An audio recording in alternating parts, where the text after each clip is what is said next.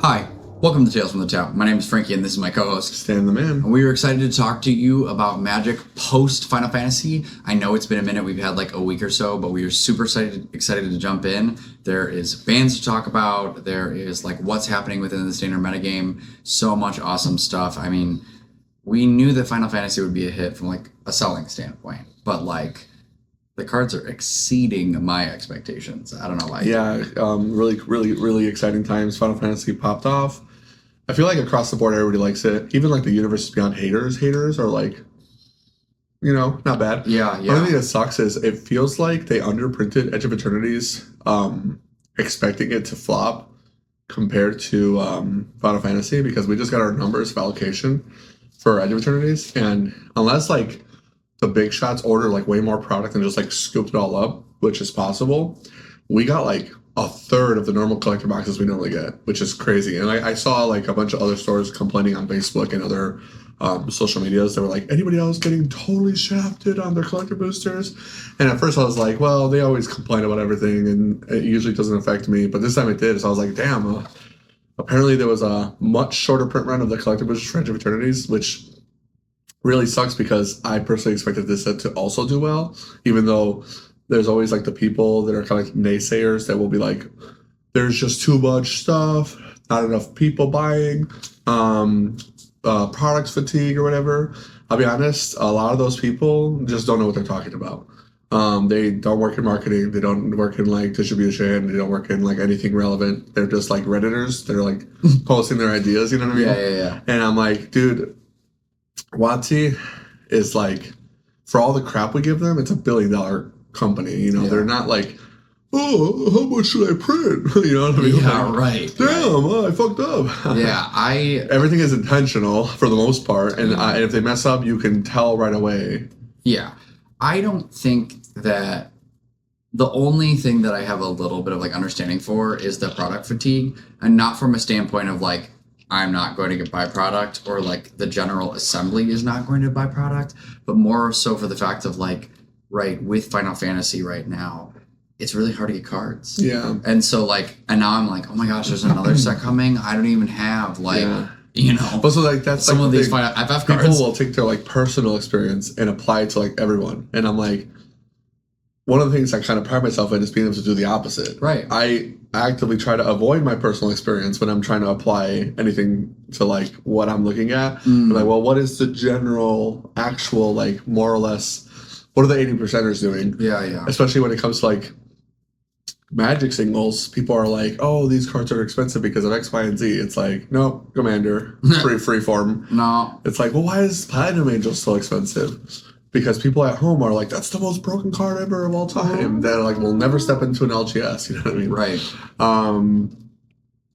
But when you're like, a lot of people that watch us might not realize it, but you are pretty like up there in terms of like people that have knowledge of Magic, unless you're a new viewer, new to the game, which welcome if you are. But people that are in our friend group, or even better than us, like people that are playing actively like at the Pro Tour level, World Championships, people that have time to go to tournaments, unlike me, in our friend group, they are like the 1%, And so a lot of times it's hard to like realize that like your perception of where the game is at isn't actually like factual, or like maybe not necessarily factual, but like it doesn't apply to the broader perspective. It doesn't apply to the greater Magic community. I mean, when you look at like 8 sets a year, and they keep selling out, and they're selling out more than ever. Like I have collector boxes of old sets on my shelf, but none of the new ones. You know what I mean? Right. Yeah. 100%. They're figuring out the product. They're figuring out what people want. Speaking of which, like Fred said this last week. I think it was for Modern, and it made me so like scared, because I think tomorrow, or the day after or whatever, I'm gonna get my email from WotC to get my collector booster. Oh yeah. For those of you that don't know, this has happened. This is new since we recorded last. Is that I won an Arena Direct. Like I fired 3 bullets. For those that don't know, if you are not an arena player like me, because arena's cringe.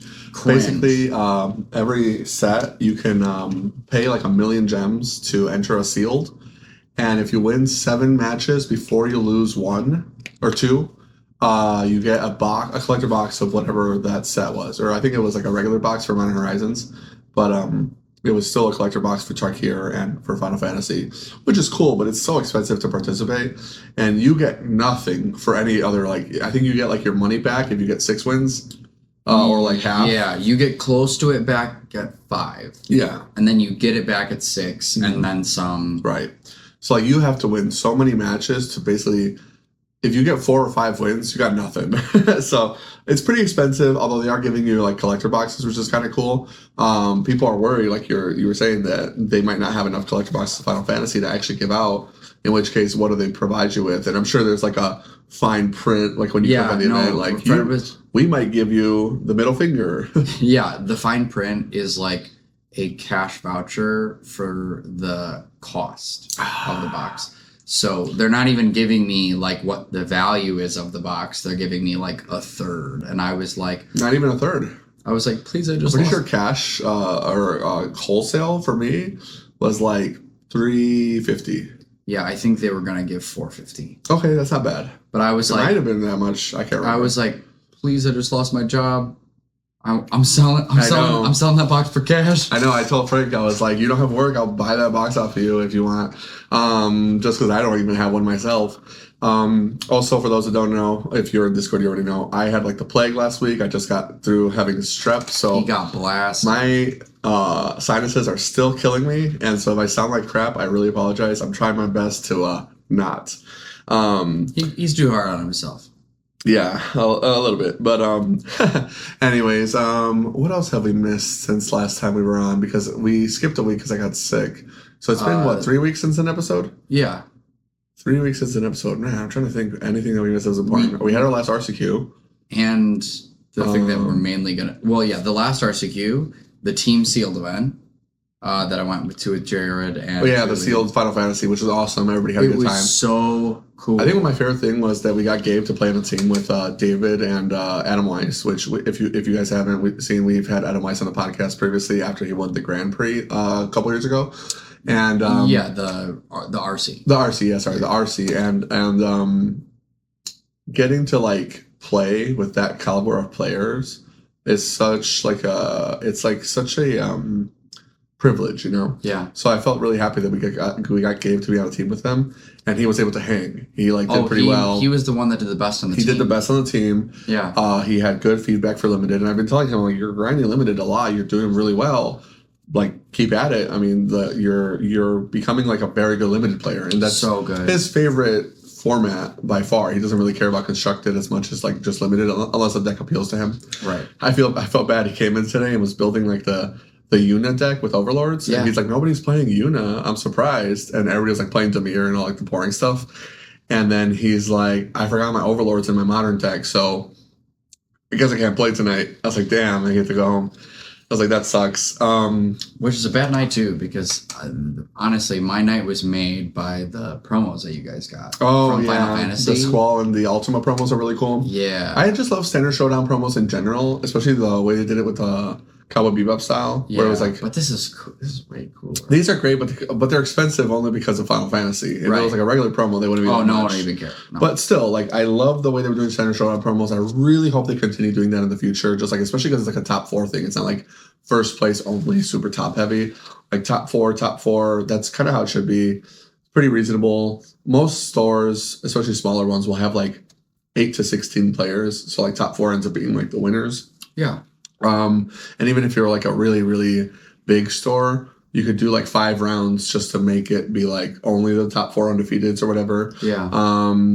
Because like even our biggest standards, we never got to like 30. Although with the space we have now, we could potentially push that. Because back in the day, we used to get a lot. So I'm hoping that we can grow the formats. We can get that going. Maybe Pioneer will have 10 people. We'll get into that later. We had a couple weeks ago where we had like 8 for Pioneer or some shit, and every camera got used, and we were all just like, his will be done. His will be. And then the week after, it was like immediately back to form. We're like, no, everybody's busy again. And also like a heat stroke, like 100-degree weather every day. Yeah, it was making me think that after hearing you say that, I was like, man, I haven't really kept in on like what Final Fantasy has been doing to Pioneer. Your girl is playing in your deck. Oh, Yuna? Well, for sure. Yuna's getting played for sure. And I mean, Yuna to me is like revive Enigmatic Incarnation, because that stuff is crazy. But I feel like Pioneer is probably having a similar issue that Standard was just having that got fixed by those bans. Yeah, it's hard to say.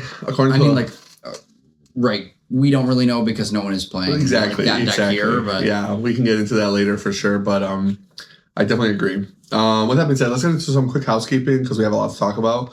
All of you already know because we were late, but that's my fault. Sorry, I was under the weather.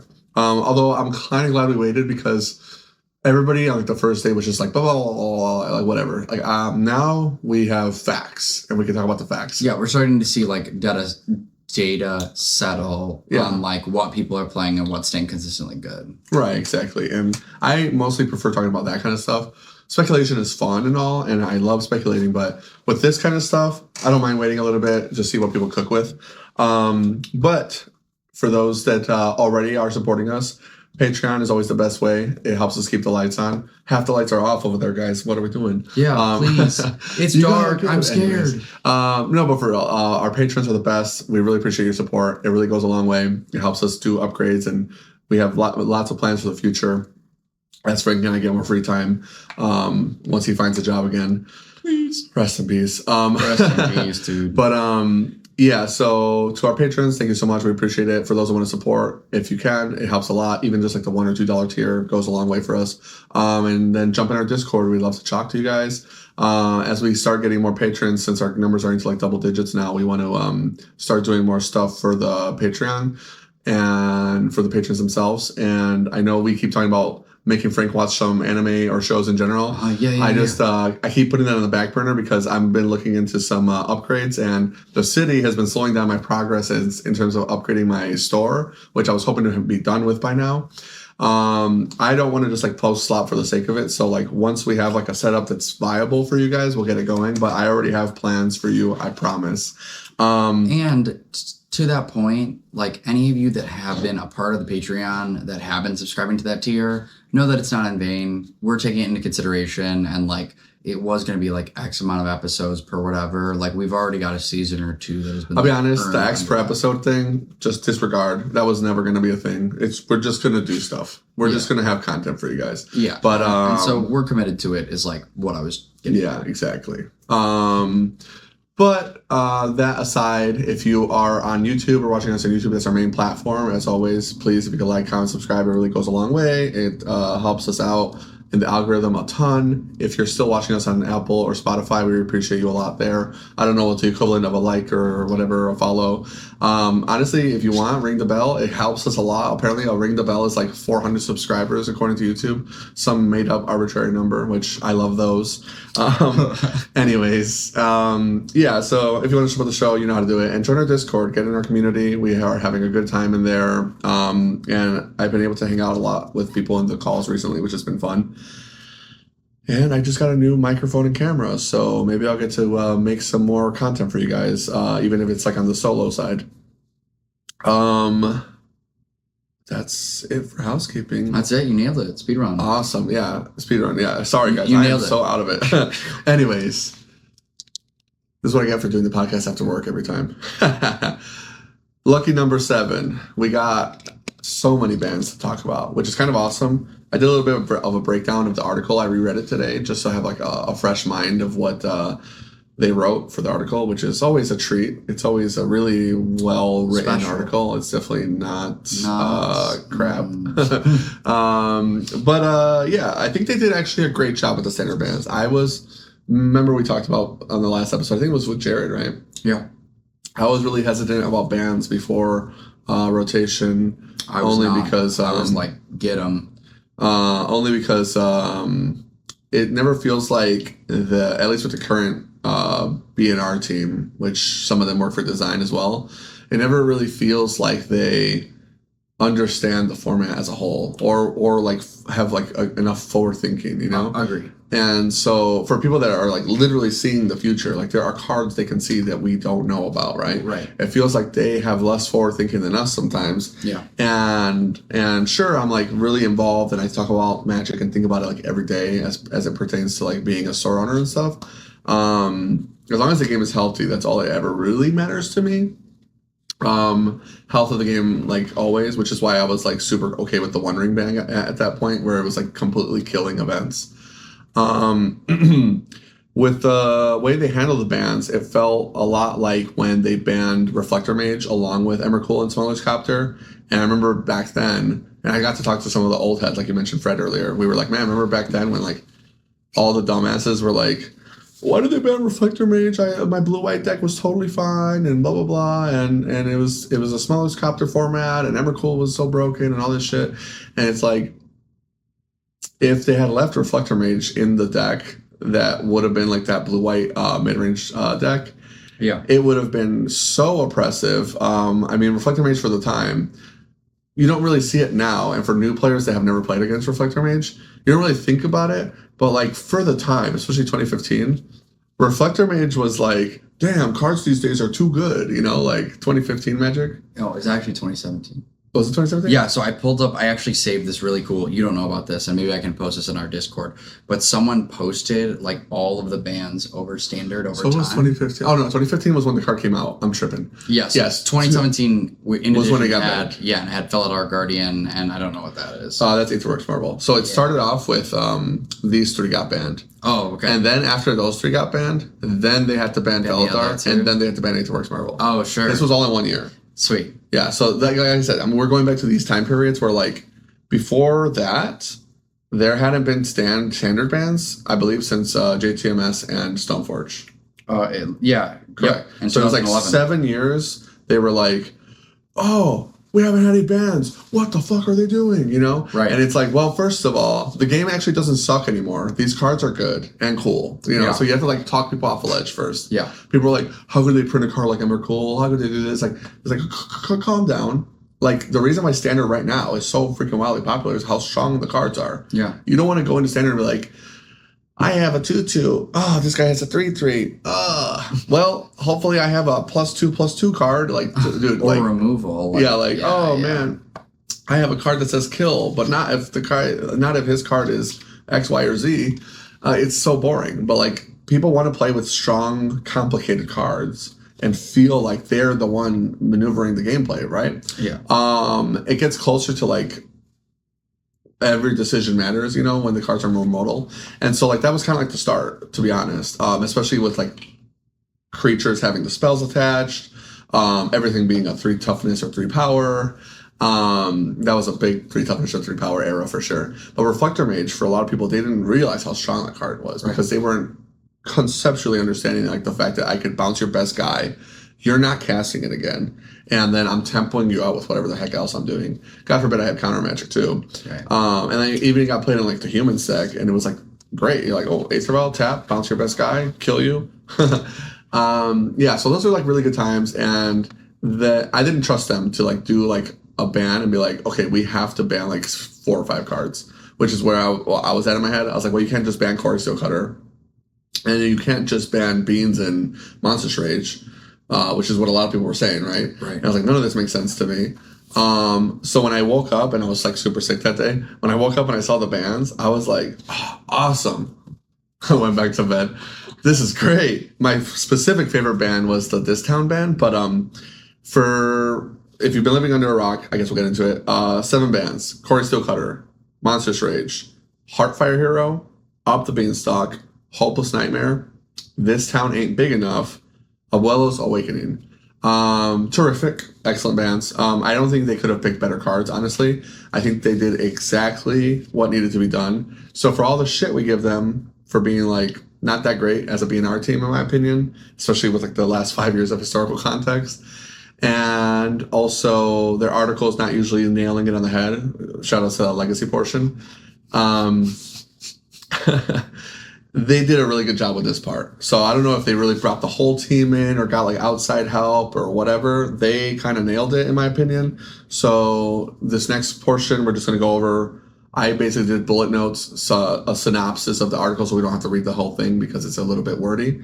But I broke it down into some manageable text, and then we'll get into that. Did you have anything else to add before I jump into it? No, you can jump into it because my stuff to talk about is going to be along the lines of like. Sure. I'll let you stop me at any point then. Yeah. Go ahead. So first things first, they talk about in the article how after Aether Drift, they were feeling really good about Standard, as in like once Aether Drift came out, Pro Tour, whatever events, etc. Format was looking good. To be fair, it was. I think it was looking really good. Even like after Bloomborough, after Duskmorn, like every kind of set kept changing up the format. And like obviously there was like a new dog in town, but it would always feel pretty good. Like we were like at one point like last year before Bloomborough, like is there ever going to be a mid range deck again? Like it's all, and then it's like it went super aggro, and then like back to control. Or mid range or whatever caretaker talent. Which funny because Bloomborough had all the aggro cards, but it made it a much more mid rangey format. And then Duskmorn was like, here's all the tools you need to make it aggro. Boom. Which I'm going to see if people will do Leyline of Resonance again. We'll see if that goes. Because they were trying to say that get rid of the combo aggro. Well, they left the Leyline in. Right. And then Foundations obviously did its work, but by the time we got to Aether Drift, it really kind of solidified where every deck was. And like between Pixie, the Overlords deck, especially with Zur becoming really popular, red aggro or red-green aggro, however you wanted to play your flavor of red aggro, you know what I mean? Oh my gosh, that just reminds me that Zur like is like pre these bans. Zur was unplayable because of how fast it was. Mm-hmm. So like that, I forgot that guy's not even being played right now. Yeah. They kind of switched over to like a different shell of Overlords, but yeah, Zur went from like unplayable to like, oh wow, this card is like insane, almost ban worthy, honestly. Oh yeah, because when you turn 5, go like, cool, play Zur, animate my Miss Moore's swing. Well, all the keywords he gave the guys was insane, and to be fair, he's still very powerful in Pioneer, which is cool. But those 3 decks were dominant. Pixie, any version of red aggro, which like mono red, red green, red white, whatever, and then domain overlords. But all the tier 2 decks were just there, right? We were always seeing people playing green black still, putting up numbers. Eyeball. Oculus. Yeah, different Oculus decks, whatever. There were Control was not really playable. Omni was getting played even in this time period, but it didn't go crazy until Tarkir. Tarkir gave it a better win con. Yes. So like everything was cool and like the format was great. Totally agree. We were cooking with gas, and it was, for what it's worth, like one of the strongest standards ever. Still really cool. But people were complaining about aggro even then, like during like that January, February period, with everybody playing green, red. I was. But like green red brought so many players to the game. I remember like our standards like doubling in players, and then like a third of those guys were all like, oh, I love this green red deck, you know, and they could actually hang with people that might have been better than them, or like old modern players were like, this kind of feels like modern from 2013, 2014, where like my creatures are really like the main focus of the deck. It's like, that's really cool. I do like cards like Manifold Mouse, and I think they're really interesting. It was just too much all at once, obviously, especially with Corey Steelcutter. And so once Corey Steelcutter entered the format, and this is me reading off of like the synopsis of what they said in their notes, it basically really obviously warped the format around itself. I think we can all agree that that's true. Corey Steelcutter was by far the best card in the format. I mean, it's one of the stronger cards now in Legacy and Modern, for what it's worth, although they only reference it in Modern because they completely forgot about Legacy, apparently. So I'll mention that it's played in Legacy because I play it in that format. But play rate and success, I think it was like 40% of the Pro Tour that just happened was on that deck. So like not even like a third, like more than a third, and like almost half the room was playing the deck, and it was still putting up really good numbers. I think the entire top 8 was a red deck. I think it was 4 and 4. 4 and 4. Yeah, I think it was like 4 red and 4 is it? Yeah, 4 is it. Which, to be fair, the red aggro players all adopted mainboarding Magebane Lizard so they could compete against the Prowess players, where they were like, oh, I have this guy that's punishing you for casting too much, and I'm still a red aggro deck, So half your deck is the same, and the other guy is just like, stock up, baby. It's like Grand Abolisher, but make it a lizard and put it in red. Grand Abolisher? Well, just like the taxing. That's sure. Yeah. Well, and it triggered a Hired Claw. That's true, yeah. Yeah, I meant like it taxes the spell slinging. Like, I guess it's more like a dampening sphere, but with damage. Yes. Yeah, exactly. Damaging sphere. Yeah, it's pretty damaging sphere. Magebane Lizard though goes crazy. I mean, the card gets played in Modern sometimes for the same reason. You play against Storm, and you're like, so show me. Yeah. Show me the removal. Exactly. So they mentioned an article because this was their pre-rotation wrap-up, if you want to call it. Every year now, they go pre-rotation, we're going to talk about the format, and specifically Standard is going to get some love. All the other formats we'll talk about, but Standard's going to get some love in the pre-rotation, and that's now. So they were saying this ban would have happened regardless. Pretty clear. It's a dominating force. Arguably a one-deck format, although there was like 2 decks that could hang out with it. It was theoretically like a 1-deck format, and then two like decks that were just like hanging on to it. You know what I mean? With the rest of the format was just like there was no tier 2 decks. Let's be real. So obviously problematic because 3-deck formats and 4-deck formats are like kind of like the best Magic ever gets. Is when it's like a 3 or 4-deck format. The problem is that only works is if your tier 2 decks are viable. And so like the best Moderns ever, according to a lot of people, would be like, oh, John Twin Amulet or whatever was like, these are the 3 best decks, but you could still play Tron, and you could still play Merfolk, and you could still play Skred or whatever, and theoretically win a tournament. And so that's basically what we had in Standard. It was like there was always a top 3, and then they would kind of shift around based on whatever set had just come out or some new technology. And then Aether Drift comes out, still holds true. Tarkir comes out, absolutely not true anymore. Way too much power in the format. Tarkir probably one of the stronger sets to come out recently, although Final Fantasy is kind of making a name for itself. And that kind of pushed out every tier 2 deck. So now we got like a 1.5 deck format, which is obviously problematic. Yeah, and it was mainly 1.5 because with what you were saying about the Pro Tour and all of these different, like 40% being is it prowess, someone was giving additional statistics around like what cards are being shared between prowess and mono red. Yeah. Like being like Monstrous Rage is in 60% of the decks being played. Exactly. And so yes, if you lump the aggro decks together, 80% of the room effectively was on 2 decks because Azorius Omnitel was 20% of the room. Yeah, and basically that's the like, oh, they didn't have the kill me on turn 3 or 4. I win now because it's also like the lockdown deck. It's I have my own combo. You have to have the removal to hang out with this deck. Well, we'll just temporarily lock them all down and then try to win.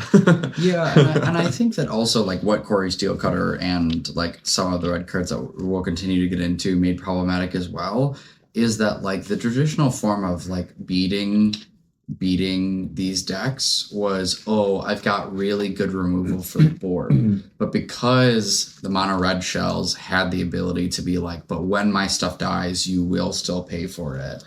Exactly. And you know, the is it prowess list, because you could just be like, okay, you remove the dude, but Corey Steelcutter makes more bodies. Yeah, absolutely. Like it just was causing like, wow, these decks can still hang after being wiped and can rebuild quickly and efficiently. And it just was like, ugh. Yeah, 100%. So with that being said, they basically said this deck would have got banned regardless of the wrap up at any point. Had this BNR come up, Corey Steelcutter would have gotten banned. But because we're in that pre-rotation phase where Edge of Eternities is about to come out and they want people to start cooking with decks, just banning Corey Steelcutter, like we mentioned earlier, would just leave a huge vacuum. You can't just like take a card out of a format and expect it to be like better. Which kudos to them, right? 100% correct. And they chose to ban 6 more cards in addition because of it being this time period. We're about to have rotation anyway. a lot of the cards, as Frank mentioned prior, from the red decks aren't rotating. They're not. So let's cut them out now while we're here, and let's just get it over with. It's almost like they're rotating on the 2-year time period. So the next deck we're going to talk about, obviously, is they take out the cards one by one in the article. Corey Cutter got the most to talk about, but the rest of them got some love, obviously. Osorius Omniscience, as we just mentioned, 20% of the room at the Pro Tour. It was the deck that could hang, which should tell you kind of how scary the deck was. I think if they would have just banned like Corey Cutter, or God forbid, Corey Cutter, Beans, and Monstrous Rage, like just that, right? Omnitel would be like not even close. So much better than everything else, and there would be no reason to play anything. You would just get demolished as a mid-range deck, because unless you had disruption, you're just like, I lose. And sometimes because of how much card draw the deck has, it could fight through that. Well, now they also don't have to worry about the aggro decks as much, so then they could cater themselves to like the new mid-range onslaught of like people trying to counter their combo. It's like, oh well, we can handle that. We don't have to worry about the exploding bunny anymore or whatever. Yeah, well, and on top of that, Tarkir giving us Meringue River region just made the deck have so much better of a win con than what it did previously, because the old win con for Omniscience combo pre-Dragons of Tarkir was you going, all right, I get back Omniscience with Abuelos, I then play whatever that invasion was, and then like have this loop where I make 1,000,000 swing. The blue invasion? Tolvada? No, because Tolvada is I think it's Arcabios. You're right. Yeah, because Tolvada is the Esper one, or no, the Orzhov one that we love.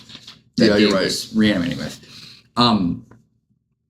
So you'd make a ton of 1/1s in the old list. The new list was basically like, I'm going to draw through my entire deck, play every Meringue River region, and have 24 power in play with a full hand of counter magic.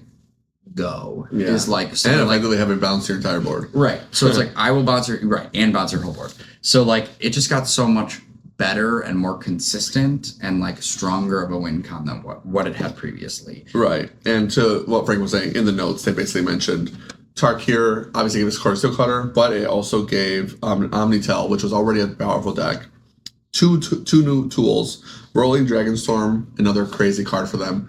2-mana enchantment that lets you draw 2 and discard 1. Obviously, they really want to discard in that deck if it's their combo piece.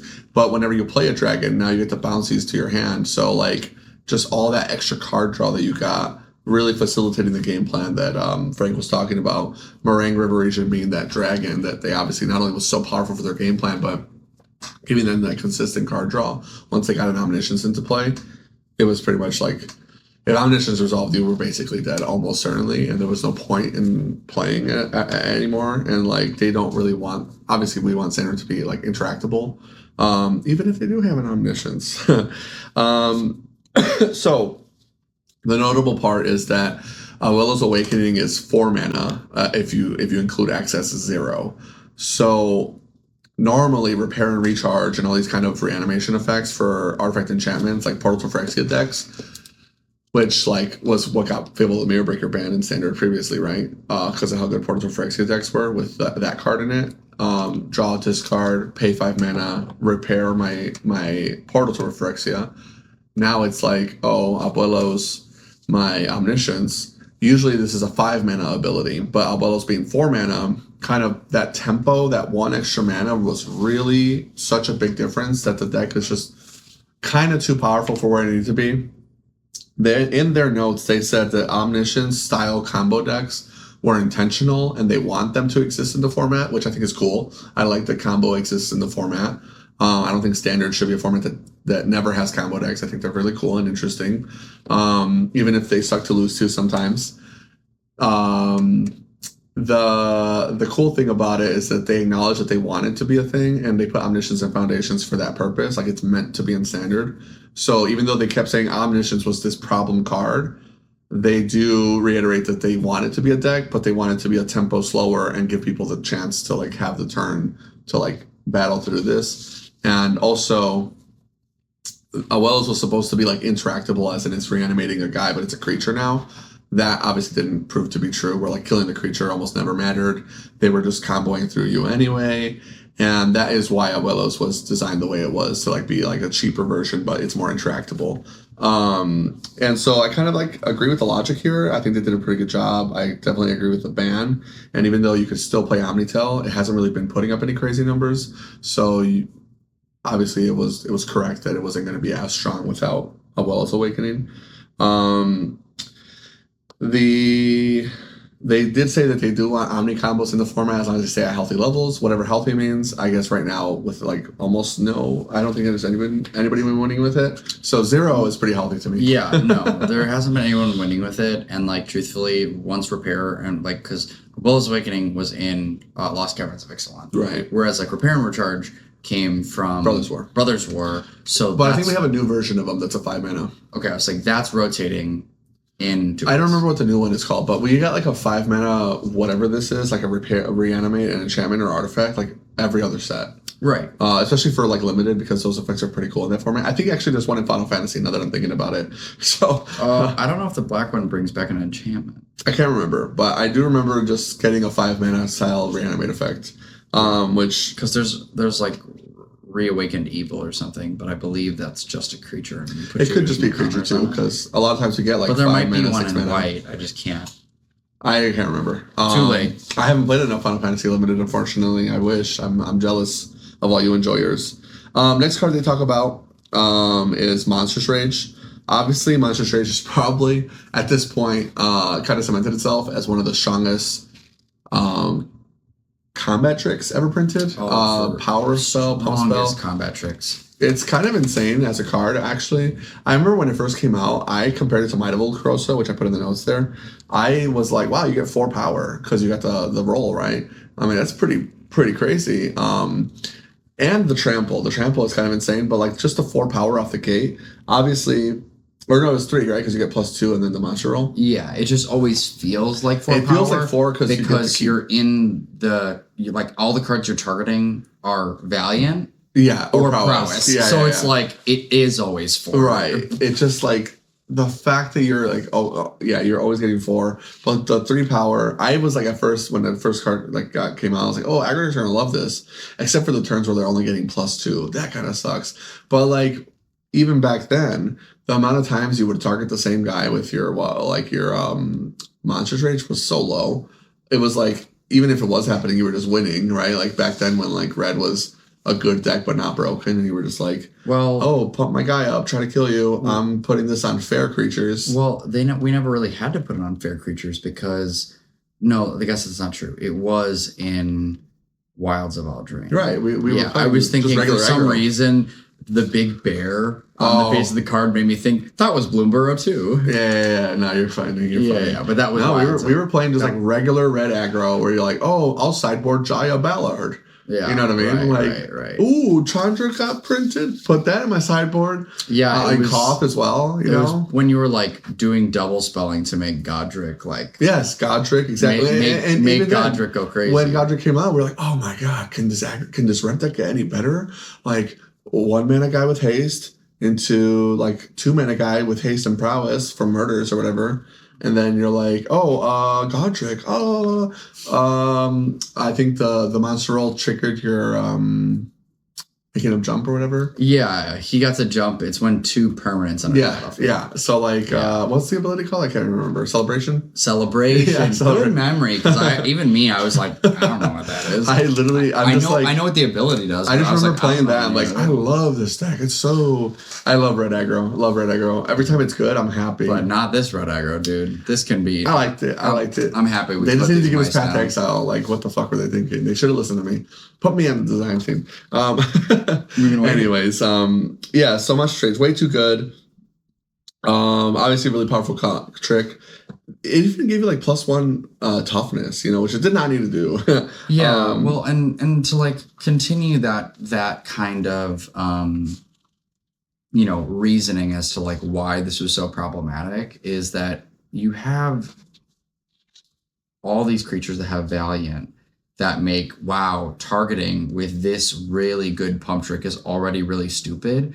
But then when you throw in the mix of like cards that are enabling this strategy, like Manifold Mouse, where it's like this thing is double striking and it's already massive, and now I monstrous rage it. So like there was never a time in the format really where or not many instances where you wanted to use the Manifold Mouse trigger to give trample, because you're like, I already get it with my monster roll token. Yep. Which I think that you having the choice of doing one or the other is actually like more exciting gameplay, because you have to make choices on this, at this moment I'll decide to double strike, at this moment I have trample, because I can't get in that much damage. I mean, I'm definitely glad we got to keep Manifold Mouse. I think it's a more interesting of the 3 cards, because they did talk about we were going to ban Heartfire Hero or Monstrous Rage in the article, but we went with both, and I'm like, great, both is better. Both is better. But they mentioned Manifold Mouse. I'm like, I'm glad that wasn't the ban, because I'd rather have Manifold Mouse for that interesting gameplay in an aggro deck than still have Heartfire Hero and be like, well, I've got this one drop and it's kind of crazy, but now what am I playing? Like Turn Inside Out or whatever? Like, whatever. Yeah. I think Manifold Mouse is way more interesting and way more... Well... It has utility with like that green-red style of aggro that we saw for a while. Yeah, and it causes red players to make a choice on what they prefer to play on turn 2. Mm-hmm. Are you playing Emberheart Challenger, or are you playing Manifold Mouse? Yeah, or even like Innkeeper's Talent if you're going to go that route, or whatever you're going to do. Yeah. A lot of cool options. I don't know if this kind of kills the Valiant strategy or not, or maybe it makes them lean on other cards. Now they can play Hired Claw again, which is like great. Yeah, but like Hired Claw is it's no Heartfire Hero. I did see people playing Lizards though, which is awesome. Right. I mean, Lizard aggro was cool.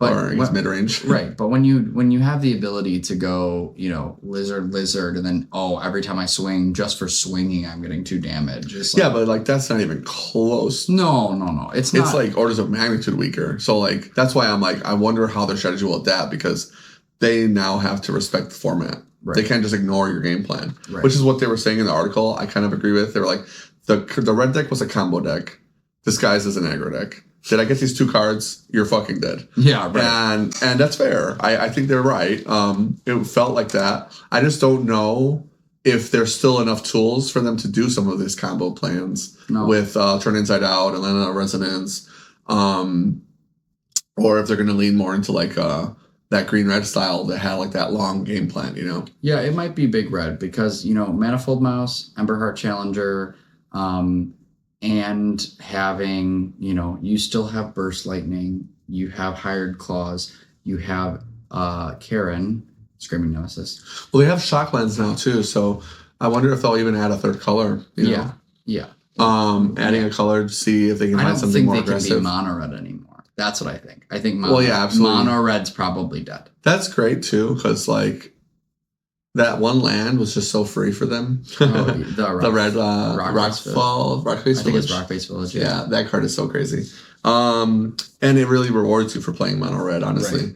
Right. So yeah, they basically said another big issue, obviously, we just talked about, you can't block the card. Not being able to block really became a hindrance. Like, what's the point? Like, there were so many good blockers, realistically, that you would just play, and you're like, this would normally be a terrific blocker, except you have trample and maybe double strike. Yeah, and now it's hitting over for 7. Right.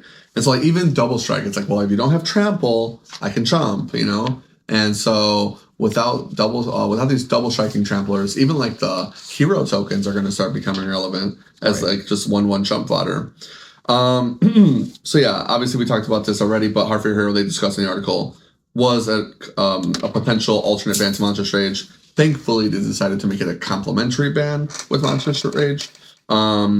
They decided that Heartfire Hero and Monstrous Rage, although they are very powerful together, especially with cards like Manifold Mouse, as we mentioned, they are individually still too powerful for the format.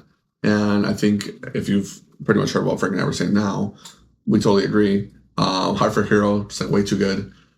Probably one of the better 1-drops. I mean, the only thing that could be better is if it had haste. Like, it literally can't really do much else. It's it makes Monastery Swift Spear blush.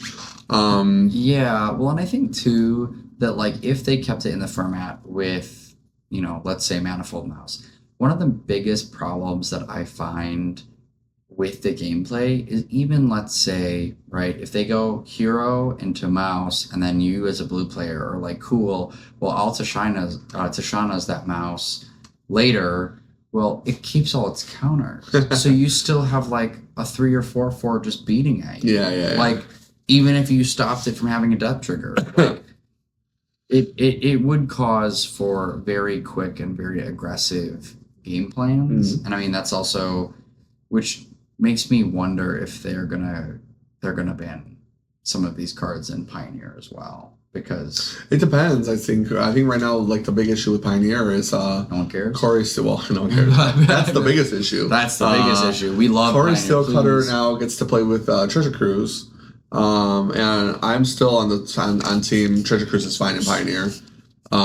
No, I just, it makes me laugh because you saying that monsters or Heartfire Hero making Swift Spear blush, Corey Steelcutter makes Ledger Shredder blush. Oh yeah, yeah. Think about that. No, Corey Steelcutter makes Corey Steelcutter is like when you're in like a group of friends and like somebody says something and it's kind of funny, but their cadence and like the delivery isn't that funny, and then like somebody else says it a little bit, better, same fucking joke, and then it's like, oh, it's like Ledger Shredder's literally in the corner like, they don't know I used to be the best 2-drop in Phoenix. Yeah. But yeah, Corey Steelcutter gives them a non-graveyard game plan. Plays with Treasure Cruise, which might finally be the card that pushes it over the edge if they decide to keep Corey Steelcutter in the format. I would hope they would choose to ban Corey Steelcutter over Treasure Cruise if that was the option, though, because I don't think Treasure Cruise is too powerful for Pioneer yet, especially with no fetch lands. But Corey Steelcutter is already like a staple in Modern and Legacy. And I don't know. I think that if Corey Steelcutter ends up making the Phoenix decks too good, which we'll find out when they finally have a Pro Tour, that I could see being the case because of Treasure Cruise and then obviously like a million 1-drop cantrips. But that seems to be the only card that's problematic. Otherwise, there's a lot of other decks that are doing pretty well and can handle it. Yeah. To put a capstone on our aggro cards, I think that like the big deal for Monstrous Rage and the big deal for Heartfire Hero is that these cards made what are incredibly strong cards in other archetypes just unplayable within the standard format. Like, if you think about it, we weren't able to play Demon, like Golgari, like, right, what kind of splash is Unholy Annex making in Pioneer, but it was too slow for standard. Like, we can't do any type of like that Golgari demon. Well, the problem is that Pioneer has the 1-drop removals that they need in Fatal Push and March of Will to Early Light and all these removal spells, and we don't have those 1-mana removal spells right now, which gets into what they talk about later, which is why I was clamoring for like Path to Exile and stuff like that for so long. I'm addressing the issue. Like the root of the problem is the interaction's just not available to us in the format. Right. I mean, we couldn't play Blue-Eye Control. We couldn't do Domain with Zur. Like, there were a lot, like, even Simulacrum Synthesizer. Yeah, Artifact deck. I was laughing when Brandon showed up with that for Standard last week because I think he went undefeated, and I was like, ban cards until the Artifact deck is the best deck. Yeah, I mean, there were so... I mean, even Cage got pushed out of the format, Oculus, Mono Insidious White. Roots was unplayable. Yeah, Mono White, like, the tokens with Caretakers, and, like, the new Elspeth, like, was And just... Mono White is like a game life deck, so, like, you think, like, oh, shit. One of the cards I was excited to talk about later, which hopefully we get a chance to, was a case of the Uneaten Feast. I'm like, dude, this card seems great now. And it was a life gain card that was not good in the aggro format because it was just not enough life. Right. But now might actually be a good card. Yes. We talked about it already, but they wanted to get rid of the combo style aggro and the power level of the cards that they banned with Heartfire Hero and Monstrous Rage, especially with cards rotating like Temporary Lockdown that were like the only thing keeping them at bay. And push. Cut Down. Yeah, and Cut Down rotating, exactly. Yeah, Cut Down's rotating too. These cards, as Frank mentioned, they also mentioned in the article, pushed out a lot of viable cards or strategies that would normally be playable. And so Therefore, they're banned now. Yeah, like today, Will was playing 5-Color Legends, which was like super. Oh yeah, 5-Color Legends. It was super hot, and we've got so many. Like Joda is even better than he was previously because of like what Final Fantasy gave to us. But he dropped Aclazotz down, and I was like watching Aclazotz like destroy a blue-black deck, and I was like, we forgot the power of the Bat God because Bat God was too slow for like what these aggro players were doing, and so like. Me seeing a Bat God being like the hero, it's like we just forgot because and I even today played through 2 leagues where like Mono Red was playing like Visciano, whatever, like ETB 2/1 deal 2 damage. Like Shino Lavamancer or whatever? Yeah. Pyromancer. And it's a wizard? Yeah. Remember when that was a good card because it made your Wizard's Lightning a lightning bolt? Right. Yes. Yes. So that was a challenger deck. They were playing that in standard and they were swinging and I was like prepping for the like can I block because of monstrous rage and I'm like wait he can't hurt me anymore. So yeah it was just stuff like that, like so many good cards and so many powerful Magic cards that were like, oh I'm sorry, does it not affect the board within the first 2 turns? Can't play it. Exactly. Okay, so then the next card on the list, finally out of the aggro territory. Kinda. Up the Beanstalk. Another one of those beautiful cards. Banned in Standard, banned in Modern. I love a card that gets banned in more than one format, especially if that format is Standard. Shout out to you, Up the Beanstalk. You're a fucking hell of a card. Anyways, stop the clapping, guys. It's enough. Up the Beanstalk, according to them, and I agree, proven to be a top choice for card advantage for all the slow strategies. If your deck is slow, you want Beans. It's basically the best thing you could do for gaining cards. If you're playing green and you're playing 5 drops, which is like every mid-range deck's wet dream. So much like Corey Steelcutter, as Frank mentioned earlier, and as they mentioned in the article, the problem with Beanstalk and Corey Steelcutter is that they replace themselves immediately. And so even when you remove them, it's impossible to remove them for profit. So like if I destroy your beans, a lot of times it feels really bad. Like back when like it was like, oh, should I destroy evil this beans like a year ago or whatever? That felt terrible because you're like, damn, this guy already got a freaking card out of it. And I'm thinking about bopping it. Maybe it's worth it. If you were lucky, you were playing a Typeberry Lockdown deck and you're like, I'll just sweep it up along with whatever else they're playing. But it just doesn't feel good to blow it up, especially because they already got a card out of it. And a deck like that wants to kind of go 1 for 1 and slow down the game and take its time and then eventually slam it like an Atraxa or go crazy on you. And that's like not even one of the scariest things they could do anymore. So that's kind of funny. Yeah, because like along with that, I think that what makes Beans so problematic and like what really pushed Beans over the edge, and we even saw this in Pioneer, is that once Overlords were printed and you were able to do the impending thing, which like all of the cards that you're impending are good enough to play now, right now. So it's like even without Beans, you're like, oh, I would put these cards in my deck. So Beans just being like, oh, not only am I playing those cards, but now I'm drawing off of playing all of those cards. Right. Yeah, exactly. And that's like the standard cheese. Like obviously got banned in Modern way sooner because we were cheesing it with elementals and all kinds of shit. They do mention like the strategy for how good Beanstalk was really pushed out any other mid-range level deck like from being viable, as in like I'm always going to be better than you. I'm always going to draw more cards. My deck's always going to be more sustainable. You can never hang with me 1 for 1, and you also aren't going to necessarily be able to even trade with me profitably. So like, why would you play a mid-range deck when you could be playing a Beans deck? Right, because for me to play like a Fairy Mastermind into like a Kaido and then go cool Beans on 2. Hauntwoods, Mistmoors, and I drew off of Hauntwoods and Mistmoors, and now I have 2/2/1 flyers with a clock that's going to come down if you can't. Like, if you don't just blow up the enchantment. And that doesn't even include the fact that you have Leyline Binding and right. Yeah. So yes, incredible deck. Really cool. You can still play it in Pioneer if you're a Pioneer enjoyer. I will. But I like what they said that basically the deck building style of the card has effectively been solved, and these are their words.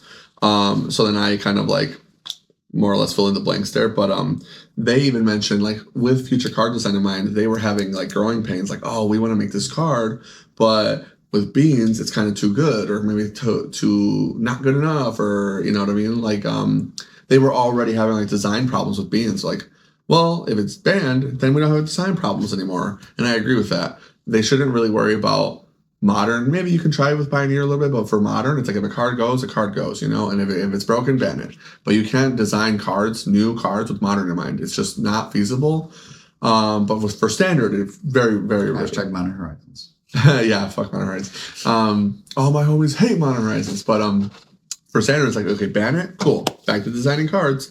And that's more or less what they said. And I do agree that Beans for its entire life cycle was pretty homogenizing. It's like, okay, I want to play a mid-range deck. Am I playing green? Cool. Beans. Do I want to add cards? Yes. All right, what are the best cards that are 5-drops that aren't 5-drops? You know what I mean? So like Ride's End, every fucking elemental. What was one that you just mentioned? The Overlord of the Hunt was Overlord of the Baelmerg or whatever. I'm like, yeah. Okay, now when I get to my 5-drop slot, I'll play 5-drops, and it's like, cool, Sunfall or whatever. And it's like, oh, so the whole deck draws cards. Got it. Like you staple draw a card to every card, and you're like, okay, this deck's broken. And if everyone likes to forget what Beans used to be in Standard, where it was like, oh, we have to play like Jace the Perfected Mind to mill out the domain players because they're going to draw over half their deck every time. Right. I know that they're going to. Yeah. You know they're going to draw more cards than you. Just mill them out. Yeah. So the mirror matches were miserable because it was just like the standard version of what Modern Beans Omnath was. Mm-hmm. Like it was just this. Well, with Modern they had like combo kills. They could like Time Warp Loop you and stuff like that, which was fine. Right. But like in Standard, it was like, oh, I better not play my second Beans because I probably am going to draw too many cards. I'm like, damn. I mean, I'd have games against bad domain players where it's like, oh, this guy's got 3 Beans out. He's bad. I'll play my second one and let's just start trading. And then I'd play my lockdowns and then kill my own lockdowns to kill them. Right. And I'm just like, yeah, this guy just drew too many cards. He was feeling himself. So like, yeah, it was very clearly just like way, way too good. So up to Beanstalk, thank you for your service. We appreciate you. Hopeless Nightmare. So the next 2 cards I think is kind of funny, but their words, not mine. They banned these cards more because they found them to be unfun, which I think is kind of interesting that we're like, I don't think they're necessarily unfun more than I do agree that they were good bans. But their logic of like we will ban cards based on their fun factor, a little weird to me for Standard. But I'm gonna just go with it for now.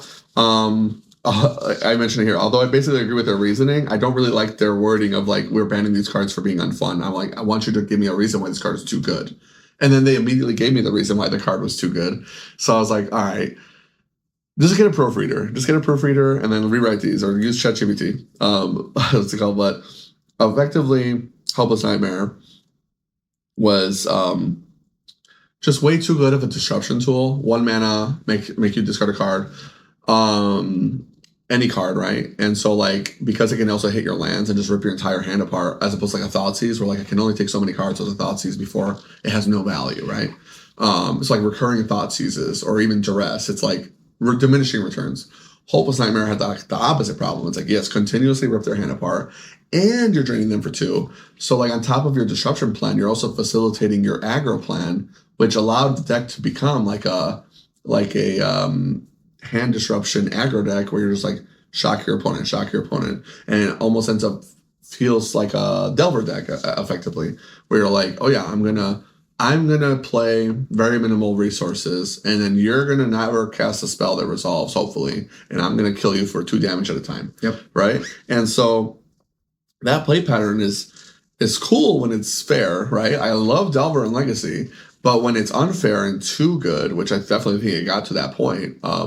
I mean, there was a point where Pixie was just everywhere, right? Well, and it was just a little too good. Yeah, and as you're saying, you sometimes would just be like, oh, they have no cards in hand, but I'm still going to keep picking up these Hopeless Nightmares because you're going to just die off of me being like, swing, pick up again, drop, dead. Yeah, exactly. And so, like, the facilitating of the aggro plan, ripping their hand apart. The only thing that I'll say about their, like, unfun thing is, like, kind of makes me feel like Grief in Modern, where it's, like, not necessarily, like, too strong for the format, but nobody likes it. Seems to be not that fun. Let's axe it.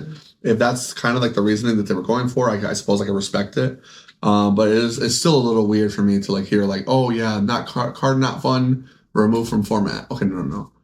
I don't agree with that logic, but I do agree that card too good for format. Yeah, I think that, and I agree with you on like I don't like that take, but I do think that these were good bans because the big deal outside of the aggro plan was that I do feel like Pixie, because of how fast the format was, even Pixie was too slow to like hang with these decks. Well, they have to play this Orzhov version. There was like a Frankenstein list of it to like hang out at the Pro Tour level, and even then it wasn't going to get there. No, and they were playing Dark Confidant though, kind of greedy.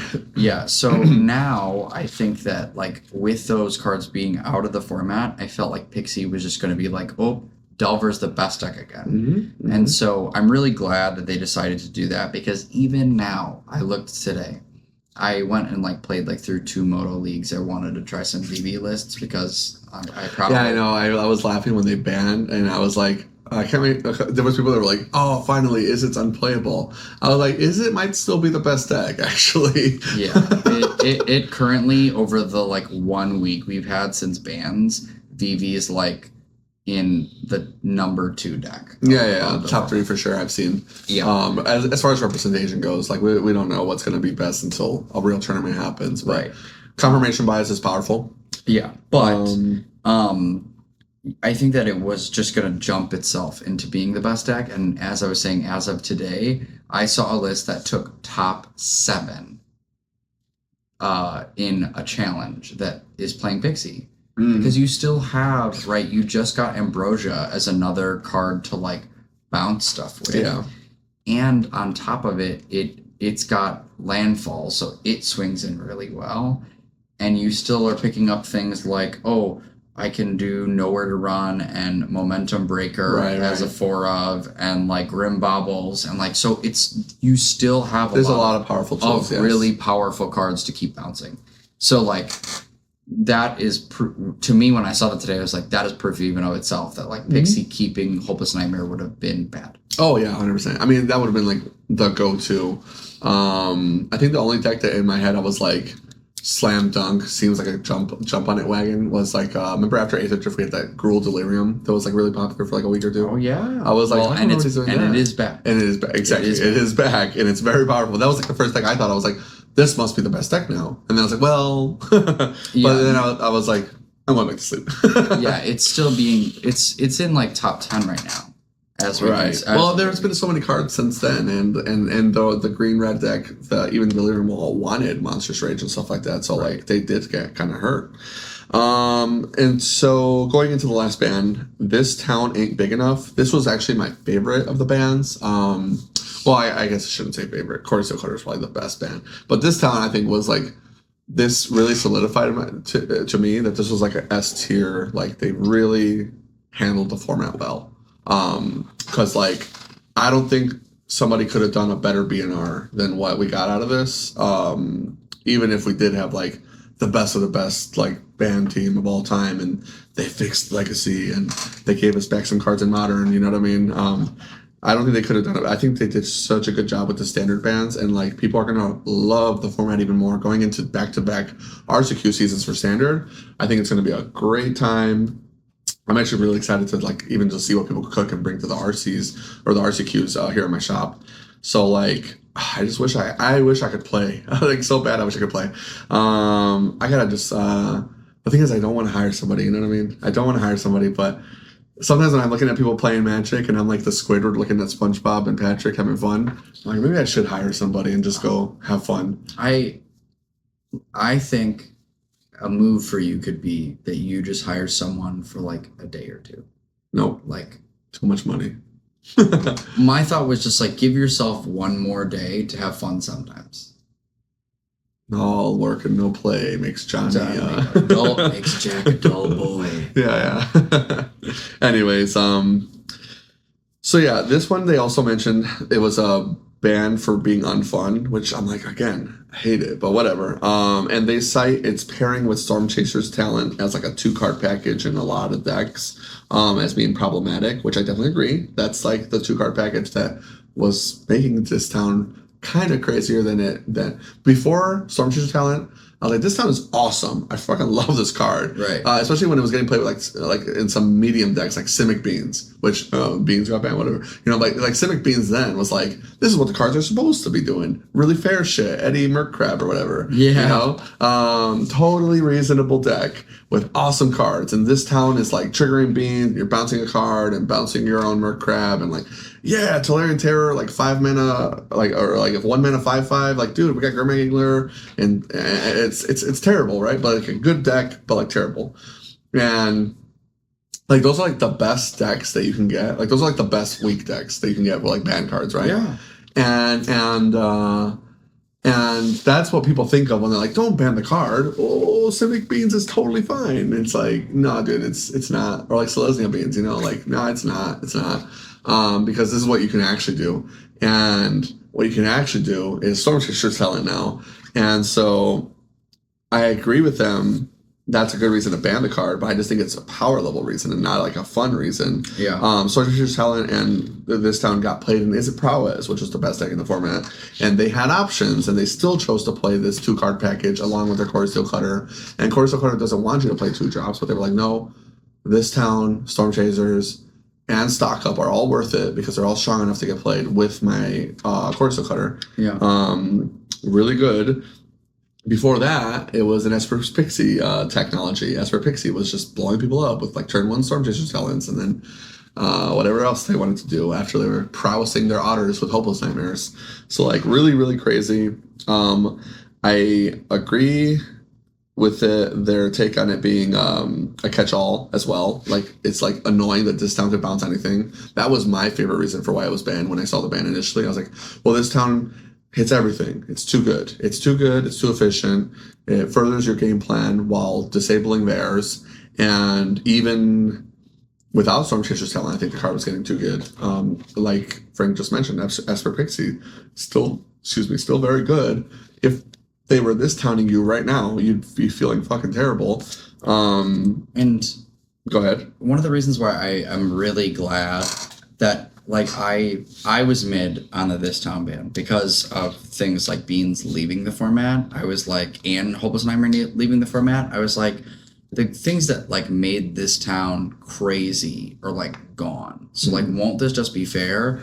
But after today, where I spent like 2 leagues playing through 2 different types of like VV Cauldron lists, this town would have been crazy with VV. Absolutely insane. Because when you copy it onto a Marauding Mako and your Marauding Mako is like a 9/9 and you're like, cool, make 9 mana, what do you then do? Go, cool, bounce your 2 dudes, like auto kill you. And then it's plus free get another trigger for Storm VV. Chasers. It's just free. Well, or you're like protecting VV while also bouncing something else. Like I think that VV would have made this town miserable to keep in the format.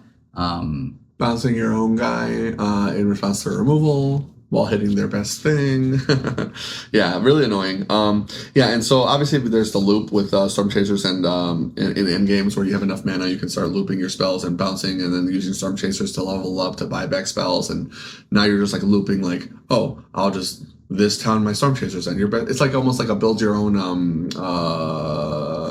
we just talked about it. Build your own Meringue River region. You're bouncing their guy, bouncing your Storm Chasers after it already bought back to this town, so you could play it again and then level it up and buy back the card out of the graveyard. And these loops were just like kind of becoming problematic. And this is like their late game plan. Like they already had like a really good early game plan with just making the 1/1 with prowess and buying back any spell and bouncing your best guy, and then whatever the one that you wanted to target on their end. I just think that the power level was there for me to like be a good reason to ban it, and it didn't necessarily have to be an argument about being not fun, because wrong. I think that these cards are very fun to play. Really fun. Like this town, I will very much miss. Playing. I'll miss that card too. But it needed to go. Yeah. Sayonara, Rapember. Anyways, I love this band a lot. I'm really happy with it. And then the next thing that they talk about is that it's been a couple years since the 2-year rotation got moved to 3-year rotation. And then they talk about lessons learned. And I was like, really? Lessons learned? I'm like, okay. I hate saying this over and over, but like I really think like unless they're just yapping to yap, there's no way they just learned this lesson, which their words were the biggest lesson for them, which to me seems like something you should have already known for like 15 years if you're a Magic player. And they're better Magic players than me, I would argue. Like Carmen used to be like a super SCG grinder back in the day with Jay Dean. And then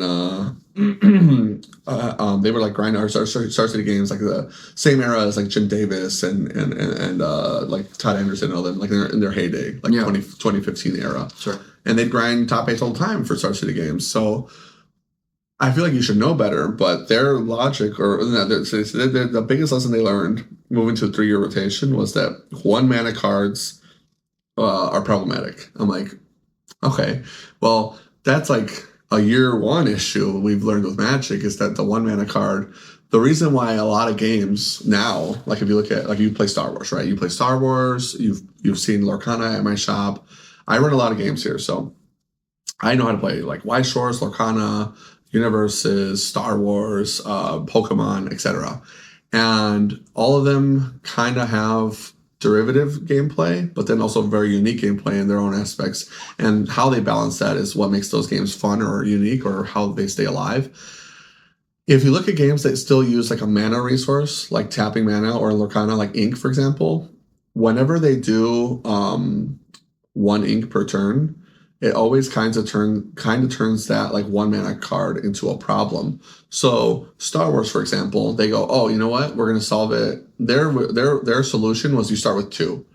So now you start with 2 lands. No matter what, the 1-drop is kind of capped at the knee already because your opponent can play a 2-drop. Right. Or you can play 2 1-drops, but then like how do you define the actions and taking over the initiative, etc.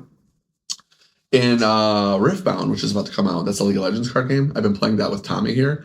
And the game looks really sweet. It's already very, very hyped. I'm looking forward to it a lot. We've been playing with the starter decks. He proxied them. We're playing with the starter decks. And I'm glad I learned how to play because I have to obviously teach some new customers. In their game, you get 2 lands per turn, always. And so like, kind of like Forcible, which is an old game we used to play. You have like a side deck of lands, and then you have your main deck. And then you always flip 2 lands out. And I really like that because if you think about it, now their 1-drop is 2 mana effectively because you're getting 2 mana per turn. But they can still make 1-drops that are kind of like relatively reasonable to balance. But because you can catch up twice as fast, the balance around the cards is easier to design. It's hard to like explain over like a podcast, but if I find the link, I'll post it in Discord later for you guys. If you're still with me on this, I know I'm getting pretty deep into the woods of like kind of like high level talk here. But there was a video I watched a while back that was really good, and it talked about like the problem with 1 mana in Magic, and it was literally like showing like just math and graphs of like how Path to Exile or like Swords to Plowshare or like how powerful a 1-drop gets, like exponentially, like it like is orders of magnitudes better than like a 3-drop. Like if your best 3-drop is a creature, well, no matter what, I can always kill it with my 1-mana kill creature, right? So like that kind of like design makes it so hard to balance cards. And so obviously you restrict them. You make the 1-drops worse, or you make them have like their limitations, and that gets harder and harder when you're like, oh, this card is 3 times more expensive than this one.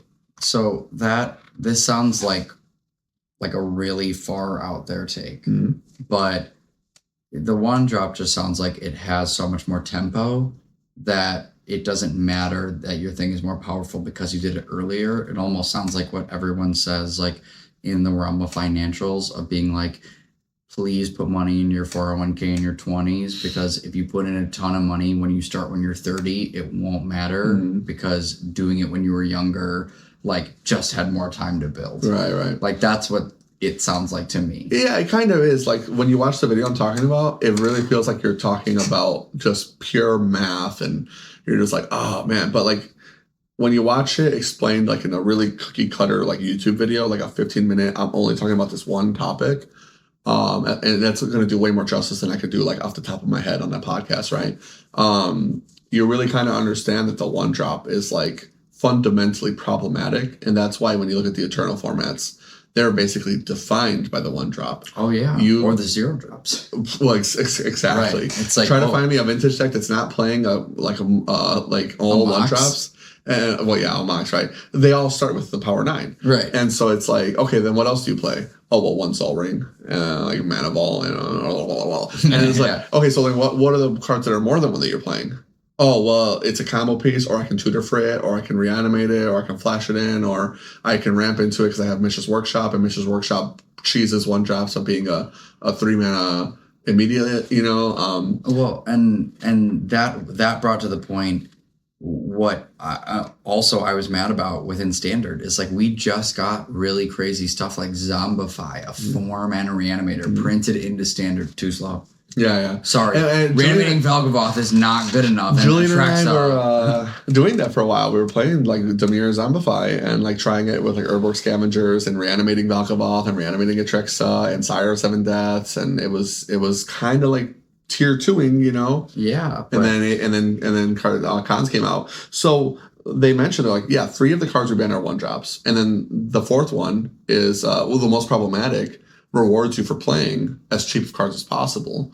So it's like, I'm like, yeah, you just learned that? Like, I don't understand. This should have always been on your mind. And if you would have told me, hey, we just wanted to push the envelope and see what we could have got done, I would have respected that even more, because I'm like, 100%. I like where this went. I think that they did a great job of like creating a format that people wanted to play, that was really fun and interesting, with really cool cards that had unique characteristics and power and abilities that we have maybe a lot of which we had never seen before, and really interesting, cool decks, even if some of them became homogenized after a while. And so, like, I don't know why their reasoning is all like, yeah, like just like stand up for yourself almost. Like, it's almost how it reads to me. I'm like, bro, you should be proud of the format you created. If this was like, if this was in large part because of stuff that you guys did, take pride in it. I think you guys did a great job. I think Standard is the most fun it's ever been. It's got the most players it's ever had. It's the biggest format. And this ban wave shouldn't be looked at as a failure. I think people look at bans as a failure, and we talk about it all the time. I hate when people look at bans as failure. It's like, well, if we never ban a card, then none of the cards were ever good. And I'm just going to go fucking sleep. Then I'll just play a different game. Like, if I wanted Magic to be boring, then I'd play Cookie Clicker. I definitely don't have that running in my background right now. Anyways, yeah, so I don't know. I really just don't like the way they write their articles, or the way they're so pessimistic, it seems, or like they don't really like want to like. I wish they had a little bit more ego, maybe. Like, well, and I think that the point that you make so frequently, it would help them a lot, in the sense of, look, every other game makes changes frequently. So like 100%. Feel good that like you're just matching the trend of like other successful games. Yeah, 100%. That's why I wish like Modern was like, these cards are banned, these cards are not banned. Like we bring up League of Legends all the time. Like when you nerf 6 champions, how is that different than like you just ban them? Like, yeah, maybe somebody might find a strategy for them that makes them viable, and then they might sneak back up. But sometimes it's like, yeah, these champions are just unplayable, right? Yeah. And you get a patch every month, Magic doesn't get that. And I get there's reasons why you can or cannot do that, but like every once in a while, if they wanted to go ham and be like, we're going to unban 6 cards in Modern, we're going to see what it looks like for 2 months. all right, fuck it, you know, like let's see what happens, or even a month and a half, whatever time period feels healthy. Yeah. I think down for more stuff like that. I think we're gonna start seeing it on Arena. That's one of the cool things with Arena, even though I refuse to download it. Now that it has Pioneer, I'm pretty sure they can just do whatever they want, like do their own ban list, like a Pioneer online ban list and a paper one. Sure. So like we might see them go, let's see if this card's too good. Boom. And like, okay, we'll find out. And then they could do like a Magic Cup, 50K, whatever. And then you'll find out for sure. Yeah. Take all my gems. Yeah, take all all little pricing. Exactly. But yeah, so Edge of Eternities is rotating, and the last thing that they close on is pretty interesting, but basically we're getting rotation, right? Edge of Eternities is giving us rotation. I thought they were going to do it now and rip the Band-Aid off and push rotation until 2026. However, they decided that that's not going to be the case, and they're going to push it off until next year. So after this rotation, we will not have rotation again. All of 2026 until 2027, we will have our next rotation. So it's going to be 18 months. This will officially make it our largest standard, assuming they keep the current trend of print rate. Didn't you say doesn't it say there's one in 9-ish months and then 18 months? No. I'll explain that in a second. Okay. So, this is based on what they said in the article, so maybe they change their mind later. But we're getting rotation right now with Edge of Eternities for July until January. Not this one, but the following one in 2027. We won't have any rotation, and normally they have like an early rotation ban window, like the once a year one, which is now. Right. The one for next year is still going to happen around this time in 9 to 12, in about 9 months. So maybe a little bit sooner than normal. They left it open ended, like we might do it a month or two earlier or later, depending on the state of the game, which is good. I think they should leave themselves more open than not, which I'll talk about later. But the one for right before January 2027, they're still going to do one then as well. So we'll have 2 early rotation. I don't know why they're calling it that, but early rotation BNRs before 2027's actual BNR update or rotation rather. And I don't know why they're calling the second one early when they can just call it like a halfway point, but it is what it is. That's pretty much everything for the standard article. And we kind of sliced in our thoughts in there for you guys as we went through it. So hopefully that was pretty manageable and my voice didn't sound too bad. The Pioneer article was, I wanted to type more, but I was honestly running out of time. I think a lot of people had issues with it, not as many as the Legacy one, but they basically were saying Pioneer is in a healthy format, and they're pretty happy with the format, and because it looks good, and there's new cards into it that are still like kind of meshing, and decks are getting explored, that the format seems fine and healthy. I personally disagree with their definition of healthy here. I think that Pioneer, as even if let's say the format needs no bans, right? At best, you definitely cannot call the format healthy. It has the lowest player base since COVID. Like, straight up. It's never looked worse. This is like less people play Pioneer now than when Nadu and the One Ring were legal. I'm not kidding. When a few weeks ago we had Mono Black, and I was like, I'm gonna play Mono Black and Pioneer. I decided that I would like just run a league before I like came here and jammed it. And I came off of playing Modern, which Modern generally online has like 1,500 people at a time playing. There were like 120 players, less than standard online. For Pioneer? Yeah. It took me like 7 minutes to get into a game. Well, that's why I get so mad when I'll people are never like, play Pioneer online again until this changes. Well, that's why I get so mad when people are like, oh, this deck is broken in Pioneer. Like, this keeps winning the challenge. I'm like, what fucking challenge? There's like 12 people playing. That's like me saying they should ban a deck based on my locals. You know what I mean? Yeah, like, yeah. Like, no. Man, Mardu Titans, they'd be banned. But yeah, Pioneer, for what it's worth, doesn't look like a bad format. Like, I personally have a good time. We have like some 6 to 8 strong soldiers that show up every week for Pioneer. And for what it's worth, it is finally starting to pick back up a little bit. But no Pioneer RCQs at all for this whole year. I mean, we had more people for Pioneer than Nerd Rage had for their RCQ.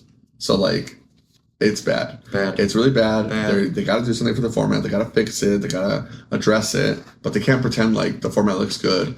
The format looks good no matter what, because we'll never know if they have to ban something. Nobody's playing it. So there's no innovation. There's no reason to break it. And people only cook when there's money on the line. True.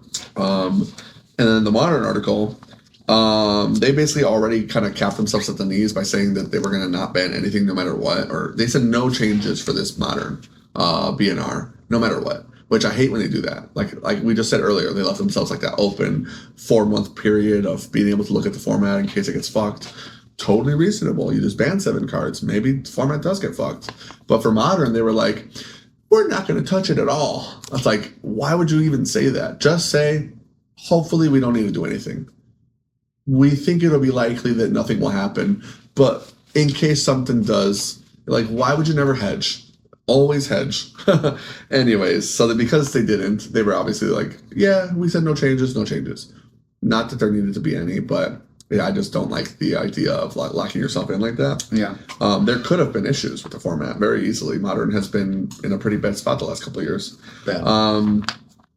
Even though I'd love some more unbans, I think the format's good. And then they did cite that people were wrong, more or less, about Boros Energy, which I love, because like before, when they banned Underworld Breach, everybody's like, well, Boros Energy is going to be the best deck now. It's going to be like 30% of the format. And I remember being like, those people are dumb. I love people crashing out, though. I do remember being like, dude, Boros Energy is fine. I, first of all, really like the deck. I think it's good for the format. It's totally fair. They already banned the problem cards, which was Amped Raptor and the One Ring. It's a pretty fair deck, all things considered, you know, like play some removal. But people thought it was going to be like the best deck and not close. And it's just not. Like, it might be like top 1 or 2 in a certain week or month based on like playability. But there's a lot of other decks that are putting up numbers in comparable levels. No deck is above or higher than at or above 20% of the meta share, even with the popular decks. And we've got Corey Steelcutter making a name for itself. Ketramoses is making a name for itself. We've got a lot of Blink decks going on, which is really cool. Between the Orzhov and the Esper deck, Psychic Frog decks are still kind of doing their thing. People are playing Oculus. There's a lot of really cool, innovative decks in Modern right now, in addition to like what was already going on. Got Brute Scale combo. We got the Eldrazi deck. Living End. This guy's playing Living End. What did you say earlier? You were saying earlier. I know. He told me I had to say this for the podcast because I had him in Life Crisis earlier today as I was like playing Standard on Moto, and I was like, I just miss playing some Living End. And then I was like, wait, do I enjoy Modern more than Standard? Like Modern the GOAT. Modern the best format. Scary. But anyways, yeah. I mean, if you're playing Modern right now, I think you feel good. The whole Modern season we just had went really well. A lot of our friends qualified for Vegas, as we were talking about on the podcast previously. We're trying to get like a big group to send out to Vegas for the MagicCon in November. And yeah, pretty much everybody's qualled. Almost everybody, but like it's been pretty fun. And format looks good. It's healthy. I'm getting a lot of players for my weeklies. Can't complain. I had written a section for Land Talk, but if you get the show notes, if you have access to Patreon, Ferg always posts our show notes in there. You'll see all of our show notes. You can read my notes early if you want. Next week on the show, we're going to have Goblin Ringleader on. I'm going to save those notes for then and save that discussion to table for when he joins us so we can get his takes on it as well, because Goblin Ringleader is actually a personal friend of mine. I've known Jack since he was like in middle school, I want to say. And so we basically have been playing Magic together for a long time. And I've seen him go through a lot. He's a good dude. And I love to see where he's at now. He's doing a lot better. And yeah, I mean, it's kind of weird seeing somebody from like when they're a child to like when they're like a man. You know what I mean? Kind of interesting. But good dude. And I'm excited to have him on. He loves Magic. He's going to talk with us about it. We'll obviously have like a player interview of him and introduce you guys. For those that don't know who Jack is, we're going to know next week. Yeah. This episode will get out for you guys hopefully in a couple days at the time of recording from now. I think that's about it. We were going to go into some like decks and stuff, but honestly, join us in Discord. We did talk about some decks. And we talked about it along the way. Like the main part of like us talking about these decks was just to say like these were all the really cool strategies that we couldn't see because of what was in the format. Right. So and we already like brought it up. Like, and also, I do want to bring up, Frank told me to remind him, and I totally forgot to. When they were talking about problematic one drops earlier and how they just banned 3, I had a prediction. Frank was saying that he thinks Cecil might be one of those cards. He thinks Cecil might be too good. Yeah. Which it possibly, I mean, Cecil's a hell of a card, but you can kind of see that design philosophy where it's like, well, when is the one drop too good? And when do you have to like curb it back a little bit? Yeah. We'll see. The reason I think that this card could be problematic is that, one, it is a 1 mana 2/3. So on rate, it's already incredibly scary. It's a good attacker. It's an even stronger blocker because of like how big it is. With Cut Down leaving the format, now it's like not killable for 1 unless you're like bargaining something with Torch the Tower. But even beyond that, the fact that it has Death Touch means you don't want to block it with your Preacher of the Schism or like other big card. Well, the crazy thing too is when it flips and gives your guys indestructible, then if they have that touch like Preacher of the Schism, oh my god. I don't think he's indestructible either. He gives other people indestructible. Oh, okay. He gives your team indestructible. Yeah. So when you swing out with Shieldred and Preacher and all these guys, half of them have Death Touch. And now they're indestructible with Death Touch. So the blocks are just horrendous for you. Yeah, because like today, what made me see this as well was I was playing against Julian on this reanimator list, and he reanimated an Adamantoise. And I was just like, all right, I'm swinging in the air. And he's like, I'm getting stonewalled by your 1-drop. Like, I can't swing with my 8/20. And I was like, yeah, that's crazy. Well, doesn't the 20 take all his damage for him, though? Right, but if he's saying he can't swing into me. Oh, yeah, but he can just take 20 hits. Yeah. So he did for a long time, but he was like, I can't attack back. That's funny. Yeah. With that being said, I think that's going to be our show for now. Went about as long as I thought it would, about an hour and a half. So I'm pretty happy with that. Yeah. Next episode, like we promised, next week we'll have Jack on since we missed a week. And we're going to go back to back for 3 because the one after that in 2 weeks is pre-release for Edge of Eternities. Yep. Gotta get you guys ready for that. Frank's going to start prepping some spoiler talk and some sealed talk. And I'm going to start prepping this episode for next week with our special guest, Goblin Ringleader. And then, join us for that. Hit us up on Discord. Somebody remind me to get that YouTube video for you guys about the 1-drops. I think that's a good video for you guys to watch, especially if you want to get better as a player. It was a really good video. I gotta watch it again because it's been so long since I've seen it. Probably like 5 years, maybe longer. Anyways, thank you so much for being with us. Shout outs as always. Thank you, Boardside Gaming, for letting us record here. If you want to support us, check out our website. Visit us in store if you're local.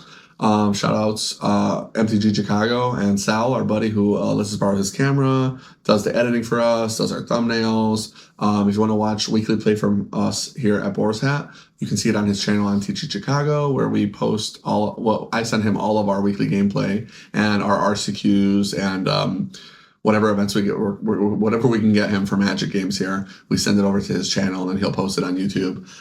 It's been pretty cool. We get a lot of people that come through or meet us because of that, which is nice. Had some people call, you guys stream or just post on YouTube? Just YouTube, man. Show up, watch the video. You're good. You don't have to worry about saying something crazy on stream.